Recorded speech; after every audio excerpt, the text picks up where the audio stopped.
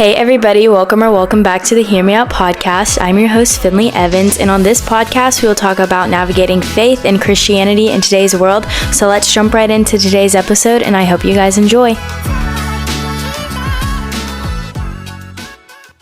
What's up, guys? Happy Sunday. Today, I told you guys we were going to have a guest that worked in ministry, but that ended up, we couldn't film this week, so I lied. But I didn't lie on purpose, but, I do have a new guest, and it is my cousin, Kasen Evans. Welcome to the podcast. Thank you so much. I've been waiting to be on here and talk with you. Yeah, there you have. Right, I did one with Caitlin, way back at the beginning. It might have been my third or fourth podcast. Did you post it? Mm-hmm.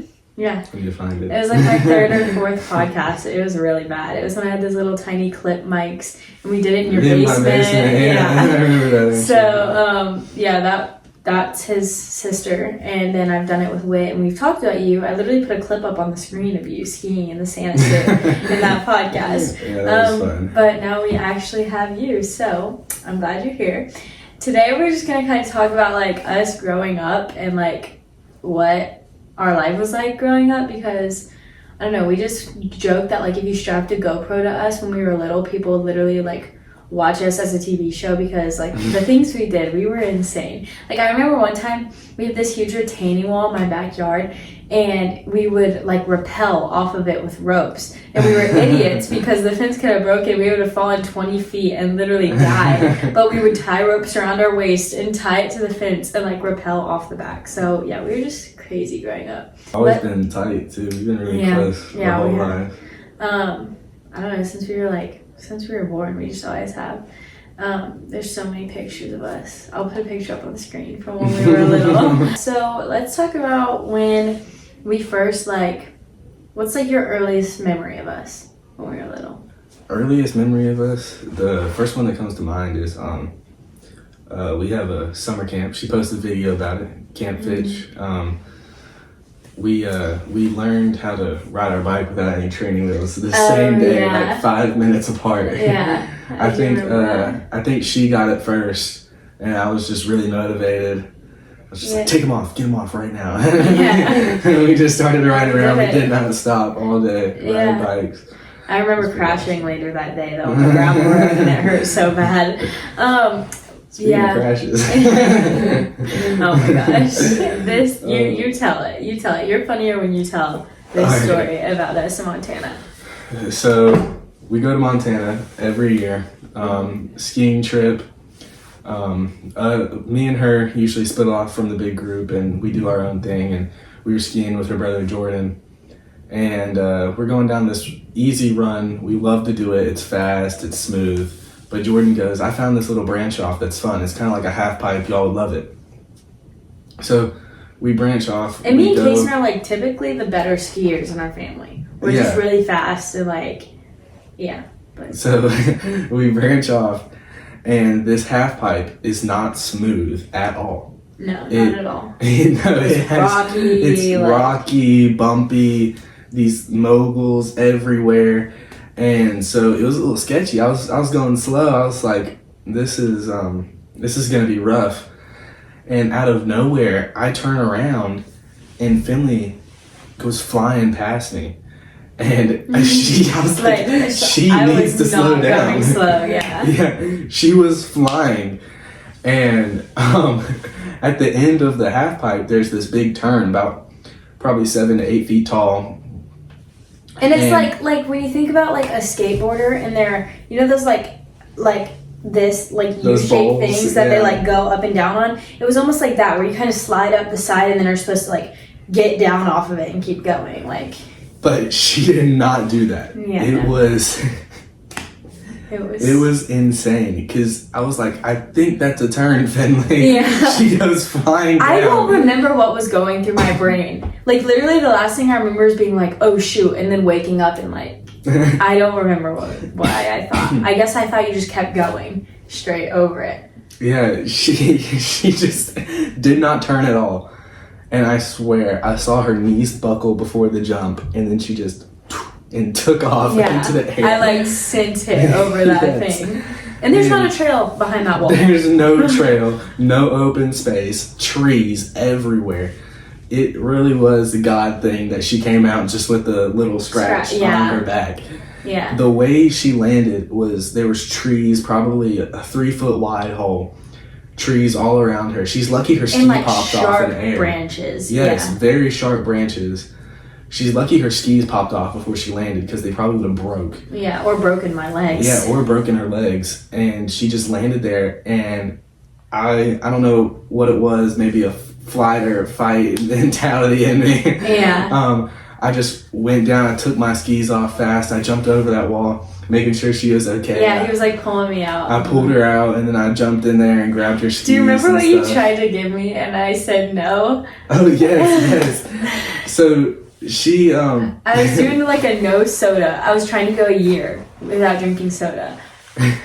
And she's passed out before in like the heat or like stress. Yeah, which I blacked out when I fell in that hole. Yeah, so I was trying to make sure she didn't pass out on this ski trail in a resort in the middle of nowhere in the mountains of Montana. And so like nobody was coming down that trail. It was just us. Such a random cutoff. Like nobody was just gonna come down. And so Jordan came up behind us, and I tried to give her his Dr. Pepper. I was trying to get so I wouldn't pass out from some liquid or something. And she was just being so stubborn about it. She's like, no, I'm on a challenge right now. I was like, no, I will not drink that. But yeah, that whole story is just crazy because then a few minutes later, this guy, the ski instructor, did ski down the thing. Do you remember him? He was like, are y'all good? And we were like, yep, like, keep going. I didn't want to get in trouble. So I was like, yeah, we're fine. Like, keep going. And he was like, okay. Meanwhile, I'm like laying on the ground and my skis are off. And I was like, yep. And then a few minutes later, our siblings come. Like, we get off this, like, trail and go back on the big thing. And we're just sitting on the side. We were in, like, shock.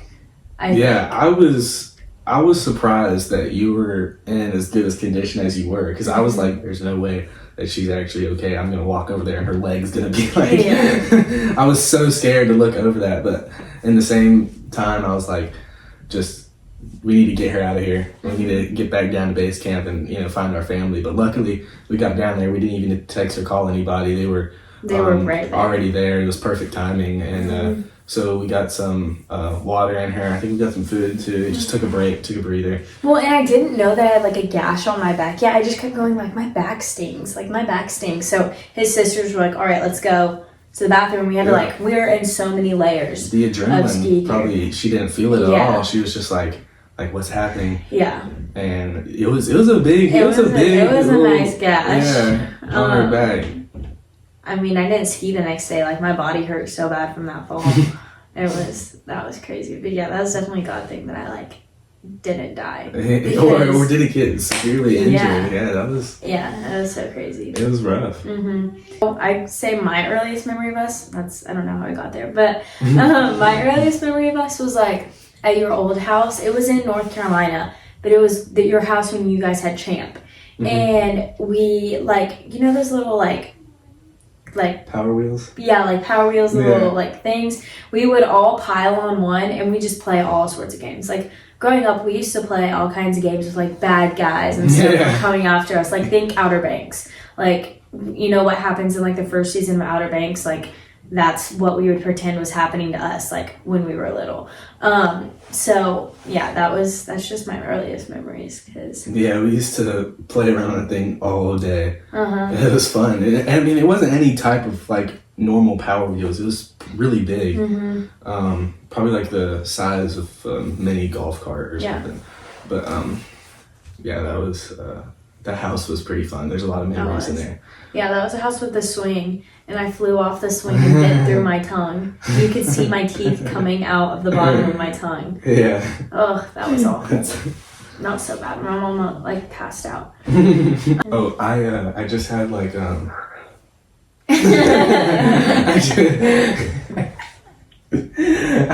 Stop laughing so hard. I don't know. I just had like a RSV, so that's like stuff in my lungs. Yeah. So I still have like an after cough. So don't, like, if I cough, I'll just, like, like, do that. It sounded like it was from another planet. Yeah. It was scary. That noise has never came out of my body before. It did not sound natural. You should put that I part will. in. You're my I am. That was in your face was the best part. When you made that noise because it came out of your throat. And then you go. Okay. Alright, let's get back on track. Do you have memories of my Georgia house? Like in Augusta? Yeah, wasn't there like an alligator back there one time? Yeah. When we had this house, and it was in Augusta, Georgia, and which his dad wasn't because he was a pastor at that time. Yeah. Is that why y'all lived there? Why did y'all live there? Yeah, he was pastoring at a church called I think it was Westwood Baptist Church in Evans, Georgia, and I really don't know why we were there. I don't think it was for him being a pastor, because he owned his own company called PPS in North Carolina, but he was gone for like long periods of time, and I was a kid, so him being gone always wasn't the best. So we ended up moving back to North Carolina so we could be with him all the time. Mm-hmm. But we lived in Georgia for 4 or 5 years. And there's like a pond off the back of his house. Yeah, we lived on like this small lake, and Georgia, the Augusta area has alligators. So we had a couple of alligators in our pond, and some of them would come up and really one in particular would come up and sometimes sunbathe on our lawn and stuff. And I remember always having to be careful as a kid, like run outside. But that house was amazing. I have a lot of memories there. I don't know if a lot of the cousins do, but I definitely do. I remember having the worst nightmare I ever had as a kid at that house.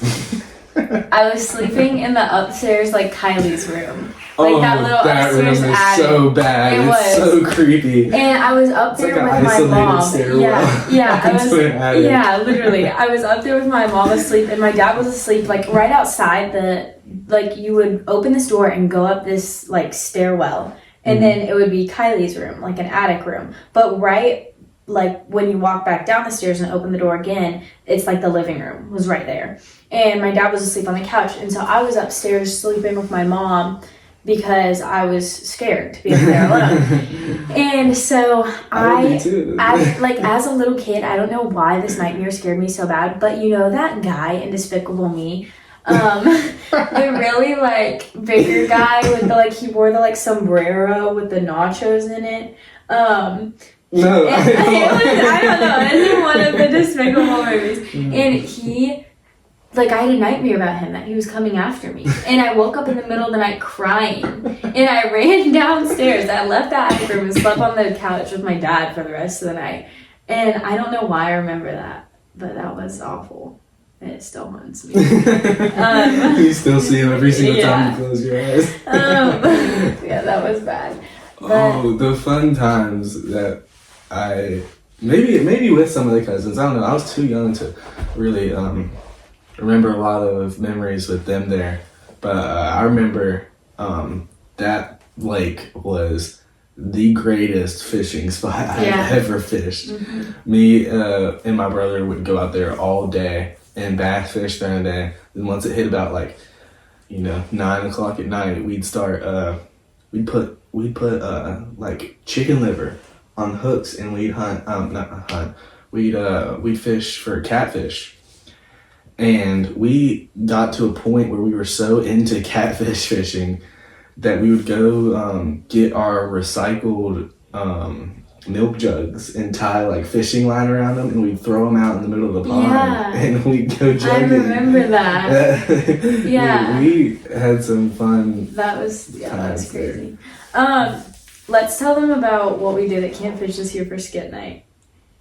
Oh, I'm sure. Have you posted that video? No, there's no way. That was. Oh God. So basically, his older sister and my older brother are like best friends. They're like an older version of me and Kasen. And they. I was just talking to Whit about yeah. that. And they were like, I guess they had this idea like skit night at Camp Fitch used to be so fun, which Camp Fitch is our family camp that we go to every year together. Yeah. And skit night used to be so fun, but it's gotten boring, and there aren't like all these little kids come in sing like one little girl will sing the same song, like a song, but just like 5 different times, and you know, so it just gets boring, which is cute. Yeah. It just gets boring. It's just getting to the point where it's like, come on. Yeah, where like nobody wants to go to skit night anymore, and they can't wait for it to be over and whatever.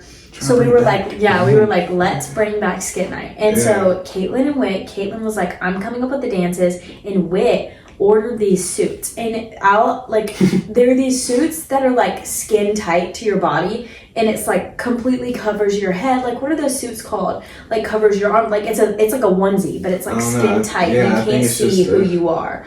Yeah, you can just see the outline of your body.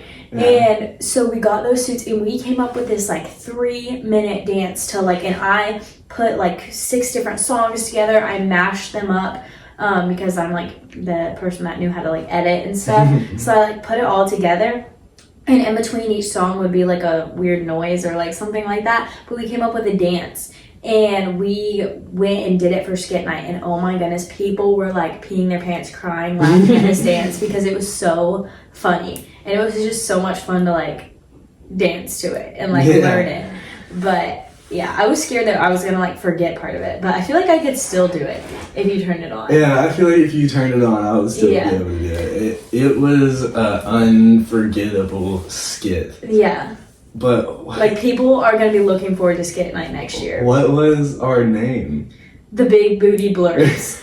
Because at the beginning of the song, which I need to tell you this. I need to tell you this. They have these like things on Spotify called Big Booty Mixes, and we found one. It was like "Welcome to the Big Booty Land" and all this stuff.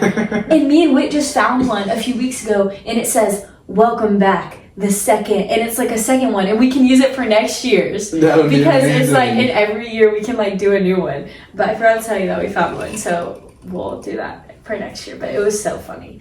Let's talk about your setup real quick. This is amazing. My setup. I remember when you first started and you were just making videos and with a little tiny clip mic and an iPad. Yeah, learning how to edit. You had your little clip mic out here. You know, you'd hold it up to your mouth. Yeah. You really have upgraded. I'm really honestly impressed how you've like ran with this and really kind of kept it going. Thanks. Yeah, nobody thought I was going to keep it going. Yeah, the Bible says that everything that you do it for the glory of God, and you really have with this YouTube getting stuff out there to people and really, thank you. Yeah, all the new lights, these lights that are like shining on us right now, like blind you. Like I can't stare at them or else my eyes hurt. Yeah. Which, speaking of, I'm starting this new thing where I'm asking all of my guests, which typically like 97% of my guests are girls, right? But I'm still gonna ask you because I think it would be funny. The new question that I'm asking all my guests this year, which I wasn't like planning on like I forgot, like this would kind of be interesting for guys to answer, but you know what, I can answer it anyways. And it's the first guy? Yeah. If you could give one piece of advice to all the teenage girls in the world, what would that piece of advice be? And I usually ask it at the beginning, but I just forgot, so there you go. For teenage girls, okay. This is interesting. This could go a lot of ways. And then do it for teenage guys. Or you can answer teenage guys first. Alright, teenage guys. Teenage guys, you're becoming a man. You're starting to see what you want your future to be. So whatever you want, just attack it with all you got and be mentally ready for any setbacks and challenges. I'm saying this as kind of a sports athlete. I play basketball and football and a little bit of baseball, but just definitely never let anybody tell you where you can go. you control that. You and obviously, you know, God knows, but don't let anybody limit you. You you limit yourself by responding with what sets you back. If you persevere, you're gonna get to where you want to be, and that doesn't necessarily have to be a message for just the guys. That can be the girls too. But yeah, just definitely don't let any setbacks really set in stone what your future is going to be, because nothing's really set in stone. Yeah, because if every time you try and go for something and there's a little setback and you don't try and push through, then you're never going to get anywhere. Yeah, you're never going to get to where you want to be. Mm-hmm. And I feel like a lot of, you know, guys from age 12 to probably 15 probably, you know, I'm just going to guess, probably want to do sports. Mm-hmm. And I mean, the truth is we're all going to have to work really hard for our goals, and there can always be a better version of yourself, just 1% different every single day. Just get better with every passing day, and make sure you're, you know, reaching your goals. It's very good to have goals and be organized, and yeah, just if you set these goals for yourself, then you have a vision, and it's easier to do something when you have a vision than to do it without a vision, because then you're unorganized and you have no what's the word I'm trying to come up with? You have no drive. Yeah, no drive. Yeah. Yeah, that's good. All right, and then girls. Oh Lord.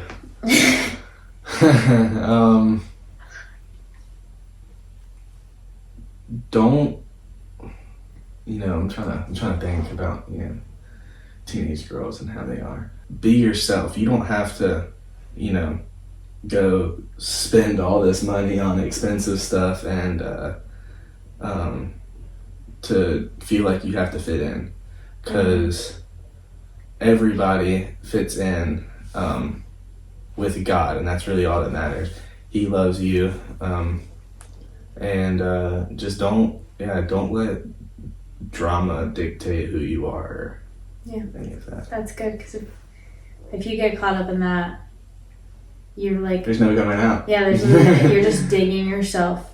You're literally digging your grave, because like if you get caught up in that, I don't know, you're just so like, I don't know, I've gotten to a place where like I know I feel like our whole friend group has, where we just don't care about a lot of things anymore, and we just let it go. And it's like, if we were to hold on to that, none of us would have a good friendship, because everyone's gonna mess up, everyone's gonna make mistakes. But if you're holding everyone to that and you're holding a grudge on every little thing, then like nobody's gonna like you. Yeah, no one's gonna like you. You're not gonna like them. The more you like talk about in your head the things that they're doing wrong against you, the more that you're building up this idea of them in your head that you don't like them. And then you're not gonna enjoy hanging out with them, and then they're not gonna enjoy hanging out with you, and then it's just gonna cause more drama and not gonna be fun. So. Oh, and this is for guys and girls. Don't be scared to talk to people and make new friends. That's how you have fun. Growing up, just you gotta get yourself out there. Stop being isolated in this little bubble. Clicky, and just get yourself out there. Make new friends. Make experiences.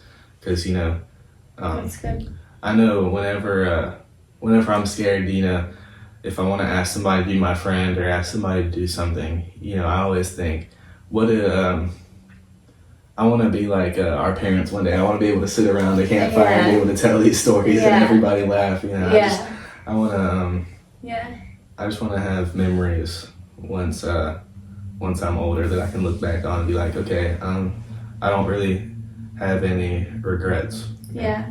That's awesome. Yeah, that's a good way to think about it, because at Camp Fitch every year especially, we sit around this campfire and we get, especially like all the uncles, we get them to tell these stories growing up, and oh my gosh, I laugh so hard.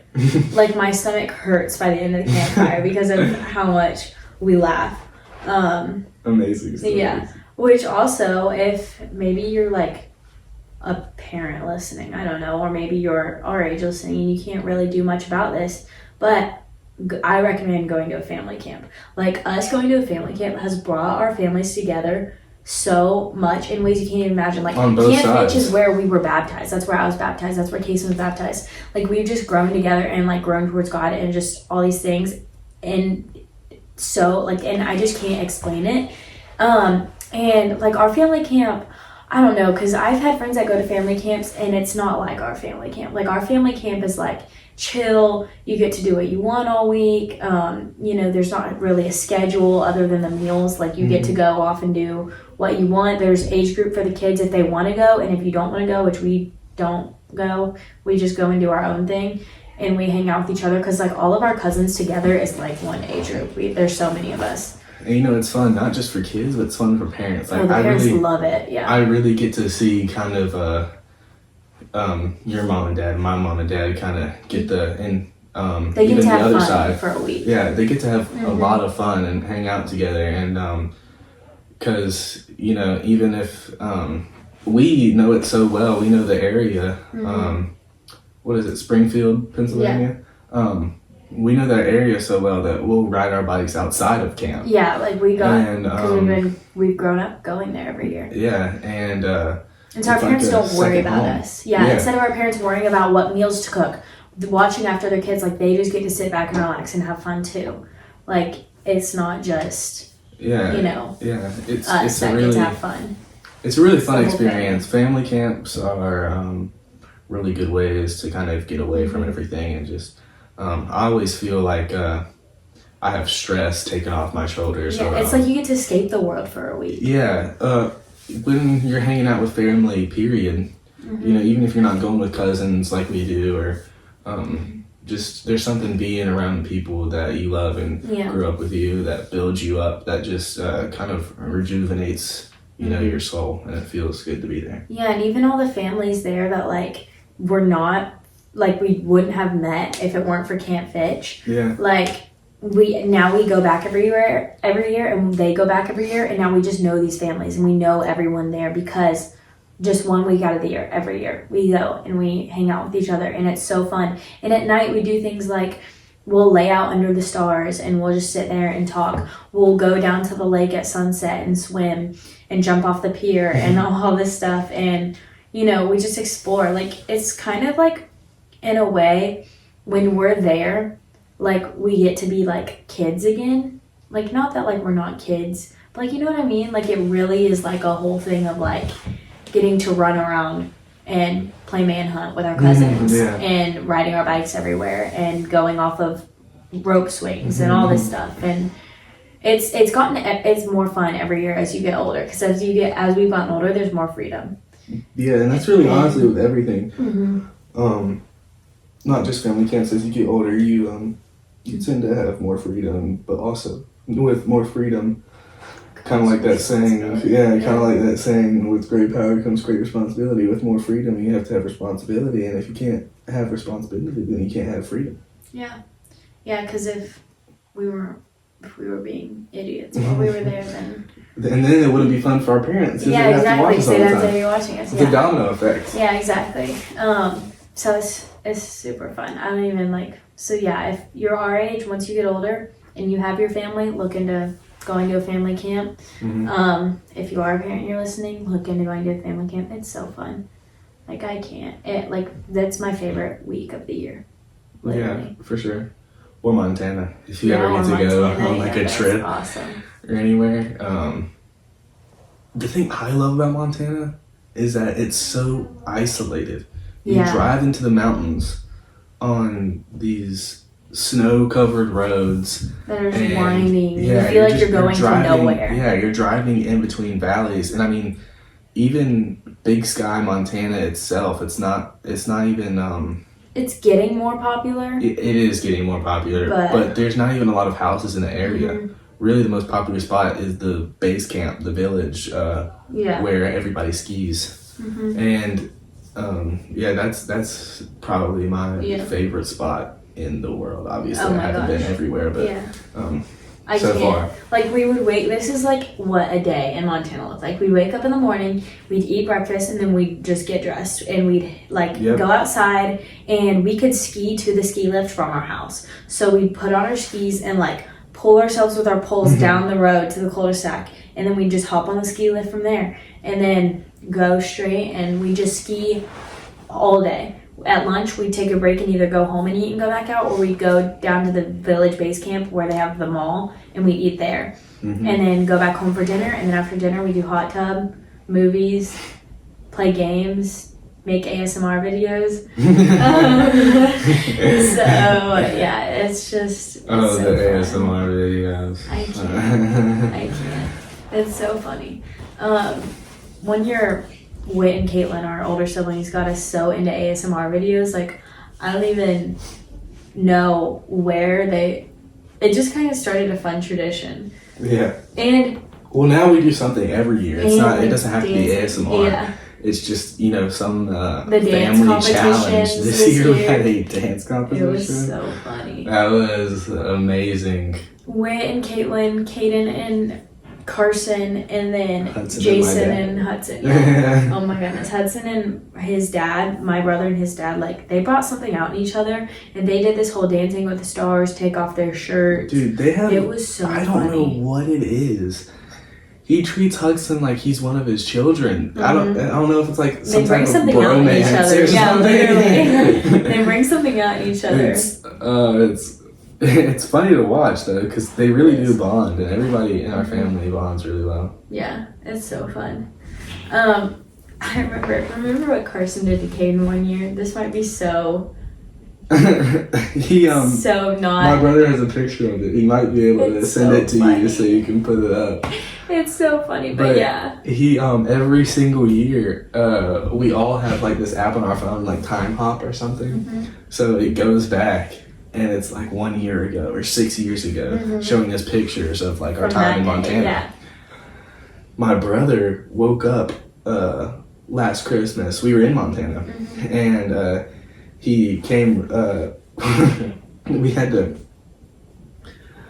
to share a room, so we woke up, and he woke me up, and he was like, "Kasen, look what it came up on my time hop," and he said, "Caden, help me do a backflip real quick." And so he put his arms on the couch. On the arm of the couch. And had Caden hold up his legs. And Carson locked his ankles behind Caden's head and pulled him in. And to his butt. To his butt. And held him there. And Caden was like freaking out and stuff. It was so funny. Oh my gosh. And like nobody was expecting it. It was Christmas morning, and we were all eating breakfast, and we were like, what are they doing? And then Caden was like, I'm helping them do a backflip. And he just gets so absolutely sabotaged. Oh, that was so funny. Also on Christmas Day, this year in Montana, we did the exchange on Christmas Eve, and it was like we had a secret like Santa, and you did funny gifts, and my brother had Kasen, and he got him this blow up Santa suit, and he wore it over his clothes while he skied, and like he was skiing down the mountain as Santa. It was so funny. Yeah, it was awesome. I need to maybe Caitlin will send you a video. Yeah, I have it. I can put the it up video of me skiing backwards. Yeah. It's so funny. But yeah. You need to get the one with audio though from Kylie.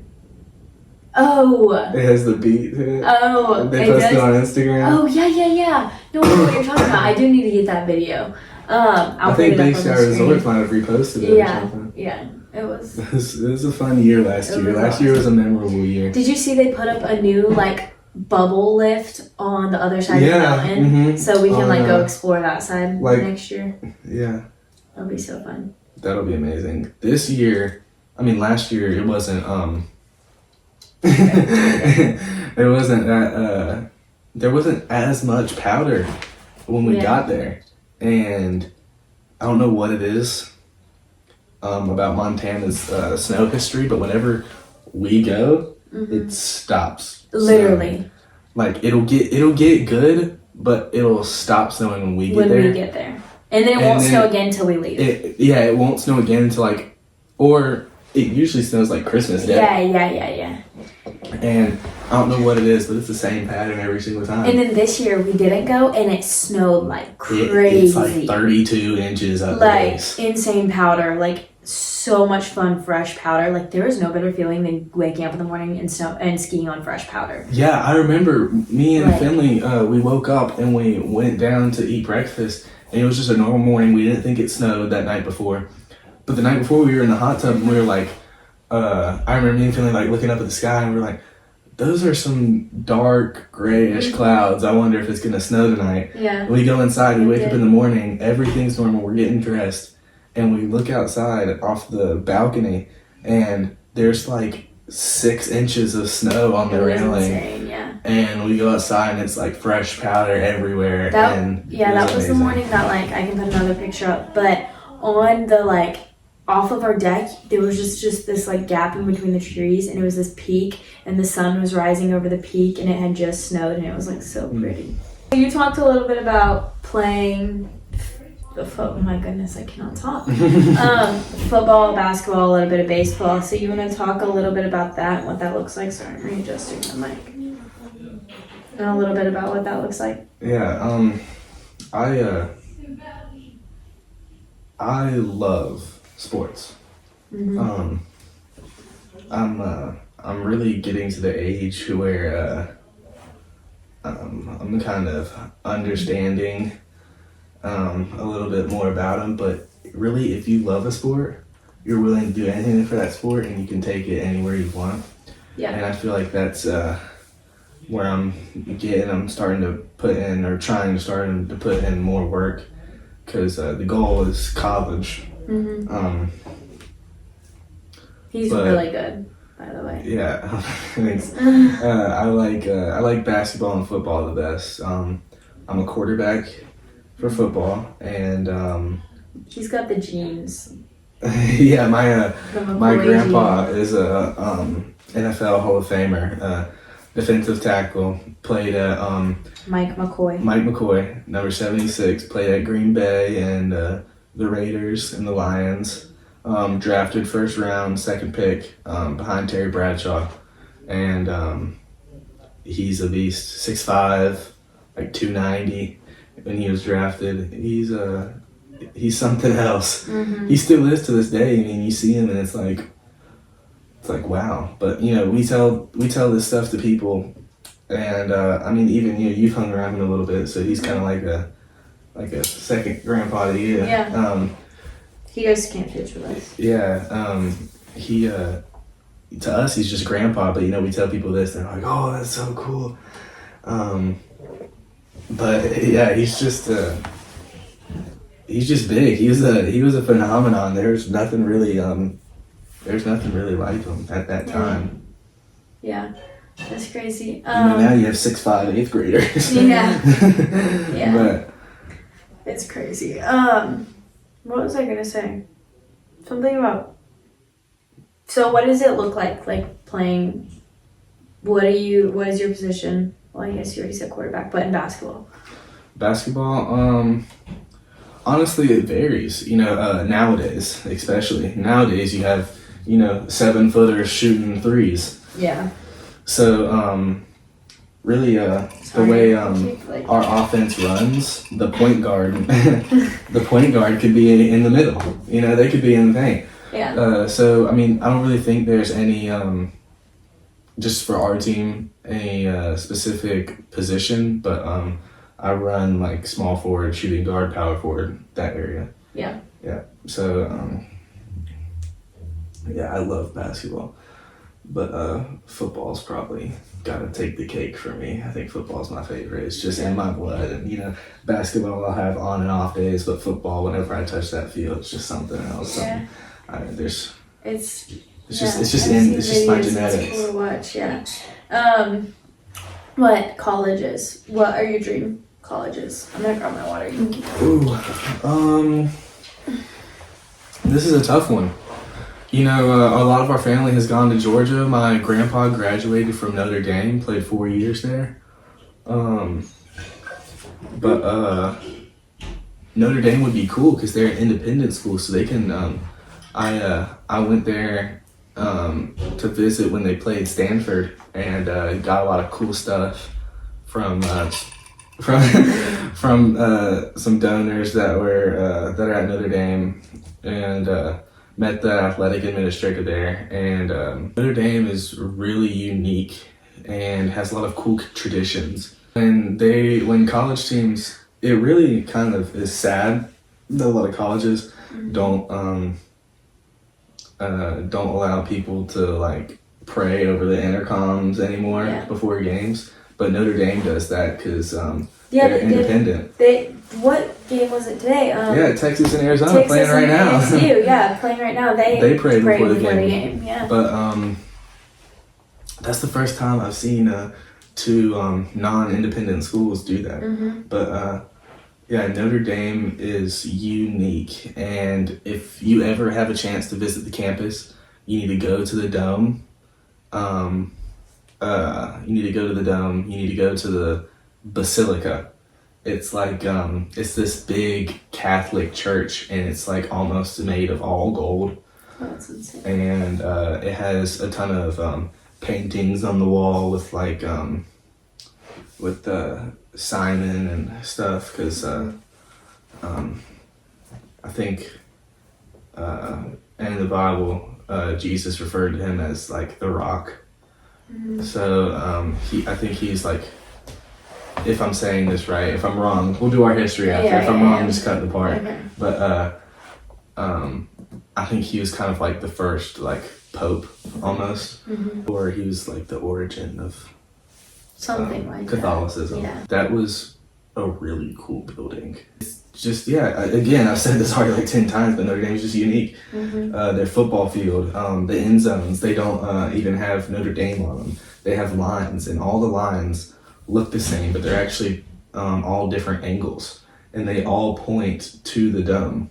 And the dome's made of gold, and it's at like the center of campus or something. Yeah. So it's really just all these little things in the history of Notre Dame that makes it really unique. Yeah. But obviously D1 would be the goal. Anywhere that I can get playing time and have good coaches would be nice. Because, you really got to think about that when you get scholarships. Like, I got a scholarship from Georgia, but everybody there is a unique player. Yeah. I actually didn't get a scholarship, but I'm saying. Like, if you get a scholarship from Georgia, you got to think, like, are you going to get playing time? Because everybody there was all-star in high school. Yeah, and he does his research on this. I remember this was like, we were young, and we were on our way. This was like 2 or 3 years ago. We were on our way to Granada to see his sister because she did medical school there, which is like it was like a Caribbean island. It was like really cool. Yeah. And he was reading a book about, I remember on the plane, about scholarships. What is it? It's about Joe Theismann. He graduated from Notre Dame, Super Bowl winner, I think, with the Redskins. Well, now you can't call them the Redskins. That's kind of stupid. He wrote a book. I think it's called How to Be a Champion Every Day. And that sounds right. Yeah, and him and my grandpa are friends because they went to Notre Dame at the same time. So he signed it for me and gave me it to read. And I did a book project on it in school. Awesome. And that really had a lot of lessons about leadership, and not just leadership on the football field as a quarterback, but leadership in life with friends and family. Yeah. And it just taught me a lot. And speaking of Granada, let's tell them about that trip. That was so fun. It was me and him and our parents, like his parents, my parents. And we went to see his sister, and we stayed in this resort. What the heck was that? I don't know if you guys can like the Royalton or something. Yeah, it was so nice. But remember that day we were body surfing and and we were following that pipe out in the water, and then all of a sudden we get sucked up. And tell them about that. That was so fun. Yeah, so Granada, it's a bunch of coral reefs. So there's there's pretty much actually no sharks out there unless they're just like little ones in the reef. Yeah. And it's not dangerous really to swim. There's no really rip current at all. So, I mean, it's almost just like a lake. Yeah. But it's crystal clear. Pretty, yeah. And so my sister has these like military scuba diving goggles that are really nice, and we would swim like 200 yards out and it'd still be coral, and you can just do these coral dives and stuff. And we were following this almost like water pipe. We found a pipe under the water into the ocean, and we were underwater. And we were like holding onto the pipe under the water, like pulling ourselves further out. All of a sudden, we started to get sucked out. And I was getting a little scared. Yeah, I was too. And we get sucked out, and then we just get lifted up, and we like fly out the water. It was this like huge, and we get spit out on the top of it, and it was like this wall of sand until the shore, and our dads were sitting up there just watching us, and they like the panic on their faces. They like back up, and the water like smacks us against the sand, and the water just goes and soaks them like over the wall of sand. It's insane. But that was crazy, but that was so fun. And we drink like so many virgin daiquiris a day, or at least I would. Yes, I had like virgin pina colada and virgin daiquiris like all day, because they have this infinity pool. And in the middle of the pool, they had... It was an all-inclusive, so like, you they can had a keep bar. And so the bar, you just go up to them, tell them what they want, and they give it to you. And I mean, honestly, I really liked it. I really liked the Royal Tin, because you had these little wristbands, and you could just get into anywhere you want, like restaurants with amazing food, and just everything was free around there. It was pretty cool. Had a boarding sale. But you see, we loved it so much, but my sister hated it. Yeah. And I mean, I could see why. You're trapped on that island for 2 years, not as a tourist, but as a student. And in an incredibly hard school. In a hard school, but it's not the education, but just the heat. And she'd have to hike this huge hill every day. Yes. Ugh. It was so bad. I was dying hiking it that one day. And we only hiked it halfway and then like got on a bus or something. Yeah. It was crazy. Yeah. Oh, except for deep sea fishing. Oh my gosh, that was so bad. We heard that it was good there. Yeah. So we start going, and low-key, I feel like we were just scammed. Yeah, we were driving out there. When you're going fast, it's nice. It's a nice ride. You don't feel sick at all. Yeah. When you stop and you're in the waves, and you're way out there a mile off of shore, we did not catch one thing. Not one fish. Not we were one out there bite. For hours. And we were all sick. Yes. His mom was throwing off the sides. Mom was throwing up off the sides. Me and Kasen were asleep. Like, it was... The only people that were up were our dads. Yeah, because my mom was asleep. Because my dad, I don't know what it is, but he doesn't get seasick, and your dad doesn't get seasick. Yeah, they were fine. So we even took Dramamine and still got like sick. Yeah. I don't know. Oh, that was awful. And then we came back and we're never going deep sea fishing again. Because that was rough. Thank you guys so much for watching this episode. We're going to come back with our older two siblings because it would be so funny.